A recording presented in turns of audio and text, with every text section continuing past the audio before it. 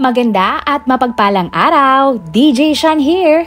Huwag kalimutang mag-like, comment at mag-subscribe para sa araw-araw na Tagalog facts at mysteries na dagdag kaalaman. Tandaan, knowledge is power. Ikaw ba ay mahilig mag-number 2 at kailangan madalas magbawas? Pero bago pumasok sa CR, sinisigurado mo muna na dala mo ang iyong cellphone. Marahil dahil tahimik at malamig sa loob ng banyo at masarap magbawas habang nanonood ng YouTube videos, nag-i-scroll ng FB o naglalaro ng mobile games. Matapos mong dumumi ay hindi mo namamaylayan na halos 30 minutes na pala ang lumipas. Ilang minuto ka lang nagbawas at ang natirang oras ay napunta sa kaka-cellphone. Pero alam mo ba na pwede kang ma-paralyze dahil sa matagal na paggamit ng CR at habang nagsi-cellphone? Oo, tama ang iyong narinig. Pwede kang mabaldado at maospital dahil sa sobrang tagal mong nakaupo sa trono. Ating alamin kung ano ang mga masamang epekto ng matagal na pag-upo sa CR o toilet seat habang dumudumi. Hemorrhoids o almoranas.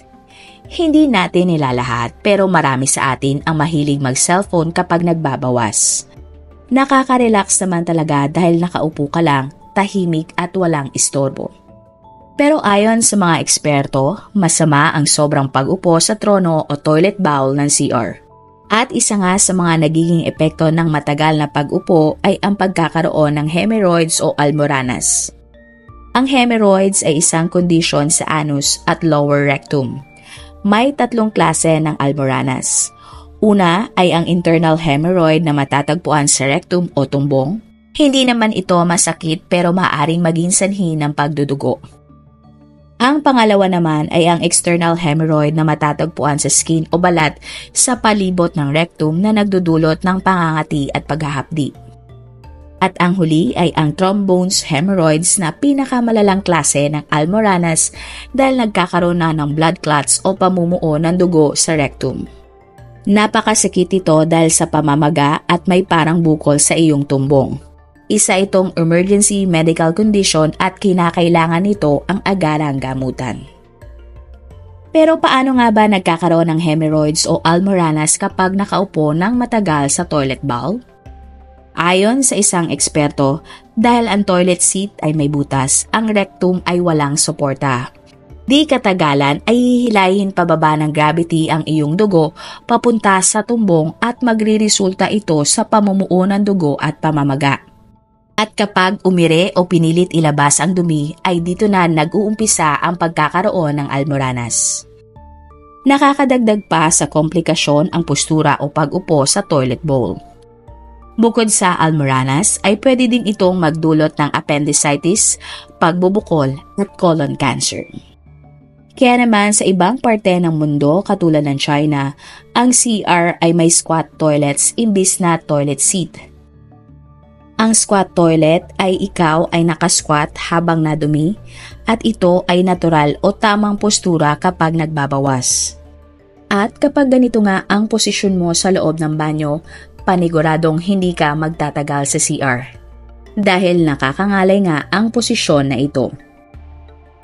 Payo ng mga eksperto, hindi daw dapat lumalagpas sa 10 minuto ang pag-upo sa trono. Dapat daw ay tupusin agad ang pagbabawas para maiwasan ang mga nasabing komplikasyon. Ating isa-isahin ang ilang karanasan ng ilang mga netizens na matagal mag-CR. Isang tao na tawagin na lang nating Juan ay nakasanayan na tuwing dudumi ay inaabot ng mahigit 30 minuto sa CR. Ang araw-araw na labis niya na pag-upo ay nagdulot ng dosenang almoranas na kailangan ng agarang operasyon. Sa sobrang sakit nga ng puwet ni Juan, sinumpa niya na daw ang magtagal sa pag-upo sa trono. Samantala, isang tao naman na tawagin na lang nating Mark ang nakakita ng dugo sa kanyang dumi. Sobrang kinabahan siya at siya ay nagpa-colonoscopy para malaman kung ano ang nangyayari sa kanyang tumbong. At ayon sa doktor ni Mark, ang naranasan ni Mark ay almoranas. Tinanong si Mark ng kanyang doktor kung siya ba ay mahilig magbasa o mag-cellphone habang dumudumi. Inamin naman ni Mark na ganyan nga ang kanyang gawain. Agad na pinayuhan si Mark ng doktor na itigil ang pagbabasa sa trono tuwing nadumi. At matapos nga ang ilang linggo ay nawala na ang almoranas ni Mark. Babala, huwag isipin na tuwing may pagdudugo sa tumbong ay almoranas na ito at kusang mawawala. Importante na kumonsulta ka sa doktor para makumpirma at malaman kung may mas malala kang sakit. Bukod sa pagbabawas ng oras sa pag-upo ng CR, mainam din na kumain ng mga pagkain na may fiber at siguraduhin na umiinom na maraming tubig para maiwasan ang almoranas. Iba pang komplikasyon. Kung akala natin hemorrhoids o almoranas lang ang pwedeng maging sakit kapag masyadong matagal mag number 2, ay mayroon pa palang iba. February 2018 sa China, isang lalaki ang naglalaro sa kanyang cellphone habang nasa loob ng CR. Makalipas ang 30 minuto ay bigla na lang siyang nakaranas ng rectal prolapse. Ito ay isang kondisyon kung saan ang tumbong ay nawawala sa tamang posisyon sa katawan o lumuluwa. Isang malaking bukol sa kanyang bituka ang naging sanhi ng sakit. Agad na dinala siya sa ER at matagumpay namang natanggal ng mga doktor ang lump o bukol. Ayon sa doktor, bata pa lang ang pasyente ay mayroon na siyang kondisyon na rectal prolapse. Ito ay nawawala kapag tumatanda na ang isang tao. Pero dahil nga kaka-cellphone ng pasyente habang nagbabawas sa loob ng CR, inaabot siya na mahigit 30 minuto. Kaya naman bumalik ang kanyang sakit at tuluyang napinsala ang kanyang tumbong.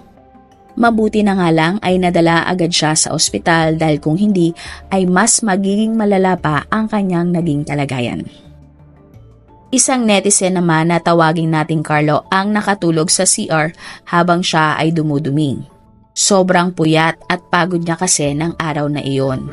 Hindi na namalaya ni Carlo ang oras at nang siya ay magising, agad siyang tumayo. Bigla na lang siyang na-off balance at nadapa. Hindi na niya naramdaman ang kanyang mga paa at tuhod. Namanhid na ang mga ito. Bumalik naman din daw ang daloy ng dugo sa kanyang mga paa at matapos ang ilang minuto ay nakalakad naman siya uli. Sa kaso naman ng isang netizen na tawagin nating Jose, umuwi si Jose sa kanyang bahay galing sa trabaho at ang una niyang ginawa ay magbawas sa CR. At habang nagbabawas ay nagfe-Facebook siya sa kanyang cellphone.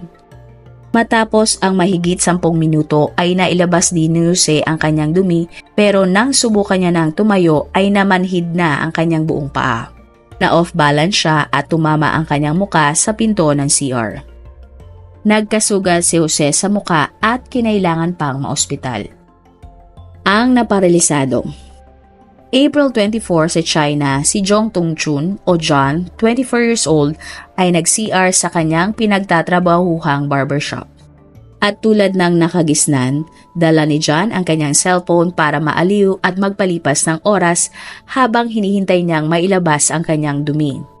Lumipas ang mahigit 30 minuto ay nagtaka na ang kapatid ni John na hindi pa lumalabas ito sa banyo. Kaya naman pinuntahan niya ang kanyang kapatid sa CR para i-check ang kanyang kalagayan. Pagbukas niya ng pinto ng CR ay sumusuka na sa toilet bowl si John. Ang kanyang cellphone ay nasa lapag at basag na ang screen. Dinala agad si John sa ospital at sa kasamang palad ang naging findings ng mga doktor ay na-paralyze si John. Dulot daw ito ng araw-araw na pagsi-cellphone sa loob ng CR habang nagbabawas. At inaabot nga siya ng mahigit 30 minuto bawat araw. Bukod sa hindi maayos ang pagdaloy ng dugo sa hita at paa ni John, naapektuhan din ang utak niya dahil ang CR na kanyang ginagamit ay masikip, walang bintana at may washing machine pa sa loob. Sa madaling salita, masikip, mainit at walang sapat na hangin ang banyo. Hindi naging maayos ang daloy ng dugo at oxygen sa utak ni John. Kaya siya ay na-paralyze ng ilang minuto dahil bigla na lang siyang tumayo matapos ang mahabang pagkakaupo sa trono. Maswerteng almoranas, pagkamanhid, pulikat at pagkaparilisa lang ng ilang sandali ang nangyari sa mga ilan sa mga individual sa ating kwento, Tandaan na hindi mabuti at malusog para sa ating katawan na matagal na umupo sa trono o toilet bowl habang dumudumi. Hanggat maaari ay iwasan din dalhin ang cellphone sa CR o huwag na itong gamitin. Mag-focus sa paglabas ng dumi sa mabilis na paraan. Pwede namang mag-cellphone matapos mag-number 2. Ikaw ba, mahilig ka rin bang mag-cellphone, manood at magbasa habang nakaupo sa toilet bowl? Kung oo, bakit mo ito ginagawa o ano ang iyong pakiramdam?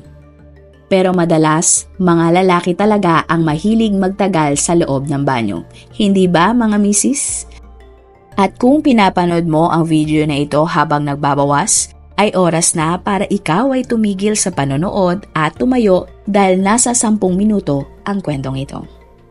Marami pong salamat sa inyong panonood. Meron ba kayong mga kwento na gusto nyong i-share sa ating mga manonood? O kung may personal po kayong kwento na gusto nyong i-feature sa ating channel, i-comment down below nyo lang ang inyong mga suggestions. Salamat sa pagsuporta nyo sa aming mga channel. God bless everyone!